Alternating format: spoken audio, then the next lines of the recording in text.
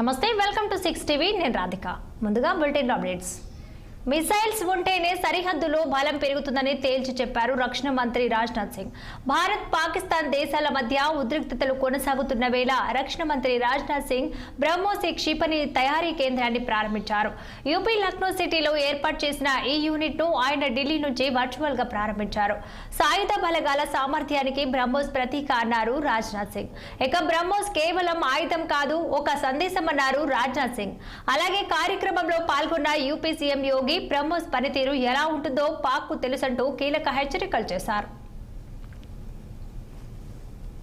मंत्री जी ने आतंकवाद के प्रति प्रधानमंत्री जी ने घोषणा की है कि कोई भी आतंकी घटना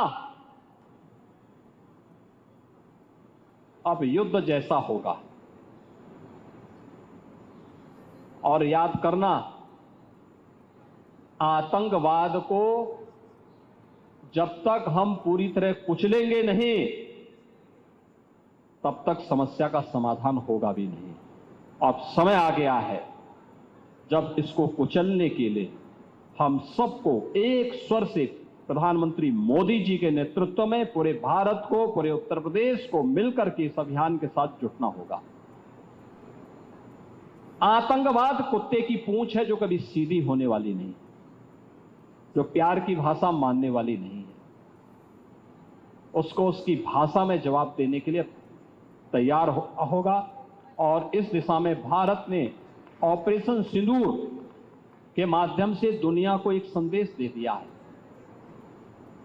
उत्तर प्रदेश के अंदर जो 6 के 6 नोड डिफेंस मैन्युफैक्चरिंग कॉरिडोर के हमारे विकसित हो रहे हैं, इन 6 के 6 नोड पर हमारा कार्य तेजी के साथ आगे बढ़ रहा है। इससे पहले हम लोगों ने कानपुर में वहां पर रक्षा सेनाओं के लिए जो गोला बारूद बनता है उसके उत्पादन के एक केंद्र का वहां पे शुभारंभ किया था। बहुत बड़ा केंद्र बना, आप जाएंगे अत्याधुनिक केंद्र है। आतंकवाद के प्रति प्रधानमंत्री जी ने घोषणा की है कि कोई भी आतंकी घटना अब युद्ध जैसा होगा और याद करना आतंकवाद को जब तक हम पूरी तरह कुचलेंगे नहीं तब तक समस्या का समाधान होगा भी नहीं। अब समय आ गया है जब इसको कुचलने के लिए हम सबको एक स्वर से प्रधानमंत्री मोदी जी के नेतृत्व में पूरे भारत को, पूरे उत्तर प्रदेश को मिलकर के इस अभियान के साथ जुटना होगा। आतंकवाद कुत्ते की पूंछ है जो कभी सीधी होने वाली नहीं, जो प्यार की भाषा मानने वाली नहीं है।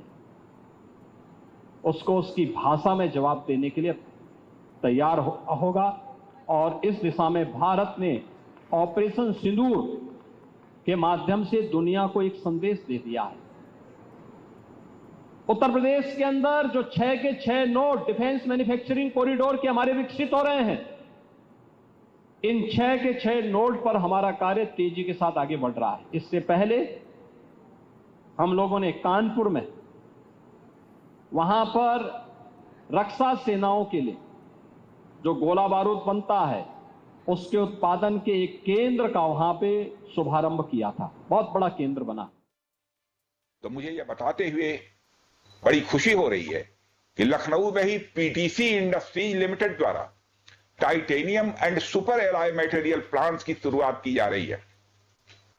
इसके अलावा 7 एडिशनल क्रिटिकल प्रोजेक्ट्स की भी नींव इस समय रखी जा रही है। यह निश्चित रूप से रक्षा क्षेत्र में भारत की आत्मनिर्भरता की गति को और तेज करेगा। मैं इसके लिए श्री सचिन अग्रवाल को भी बधाई देना चाहता हूं।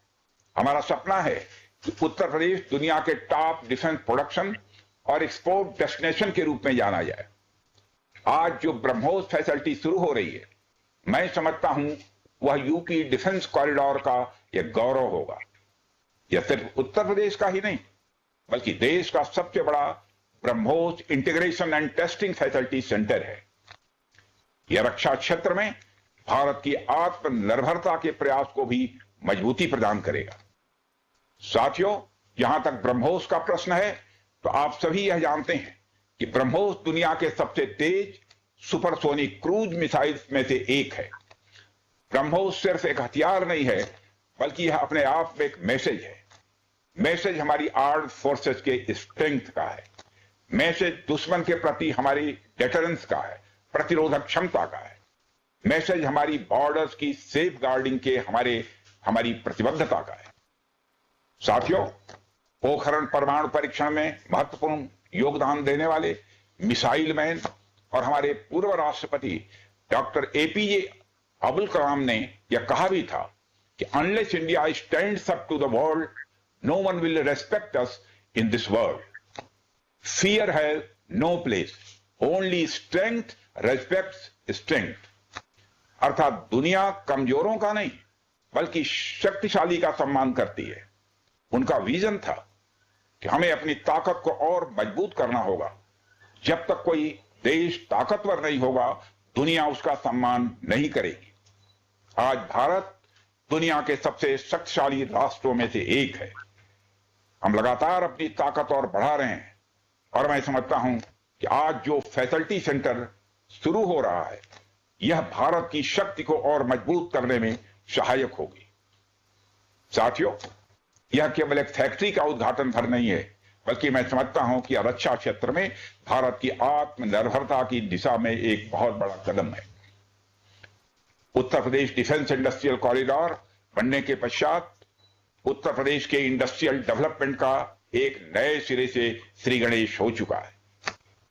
इस डिफेंस कॉरिडोर में अब तक कुल 180 के लगभग एमओयूज साइन किए जा चुके हैं, जिसमें 34,000 करोड़ रुपए का इन्वेस्टमेंट प्रपोज्ड है। आपको यह जानकर खुशी होगी कि अभी तक इस कॉरिडोर में 4,000 करोड़ रुपए का इन्वेस्टमेंट किया भी जा चुका है। साथियों, टेक्नोलॉजी डे के दिन इस हाई टेक्नोलॉजी प्लेटफॉर्म फैसिलिटी को इनागुरेट करना अपने आप में एक लैंडमार्क डे है, परंतु इसके साथ साथ यह भारत की नई इनोवेटिव एनर्जी को भी दिखाता है, जिसको हमने पिछले कुछ सालों में गति देने का प्रयास किया है। हम सब जानते हैं कि इस समय टेक्नोलॉजी के क्षेत्र में, खासकर critical high and frontier technology के क्षेत्र में बड़ी तेजी से बदलाव आ रहा है। चाहे सिविल सेक्टर हो या डिफेंस सेक्टर, आज रोज नई नई टेक्नोलॉजी सभी प्रकार के प्रोडक्ट्स या सर्विसेज में क्रांतिकारी परिवर्तन ला रही हैं। हमारे जीवन का कोई भी ऐसा कार्य क्षेत्र नहीं है जहां टेक्नोलॉजी हमें डिसरप्टिव तरीके से प्रभावित न कर रही हो। दुनिया के हर क्षेत्र में इस टेक्नोलॉजी क्रांति ने एक ऐसी उथल पुथल मचा रखी है जहां पुराने सारे अब तक के स्थापित जो नोशंस हैं, धारणाएं हैं, वह तेजी से बदल रही हैं और ऐसे नए परिवर्तनों का आगाज हो रहा है जिसके बारे में पहले हम सोच भी नहीं सकते थे। ऐसे में नेशनल टेक्नोलॉजी डे एक खास महत्व रखता है और इस खास दिन पर डिफेंस के क्षेत्र में एक हाई टेक्नोलॉजी फैसिलिटी को उद्घाटन करना मेरे, आपके और हम सब के लिए एक गौरव का विषय है। साथियों, గ్రామీణ పేదలకు నాణ్యమైన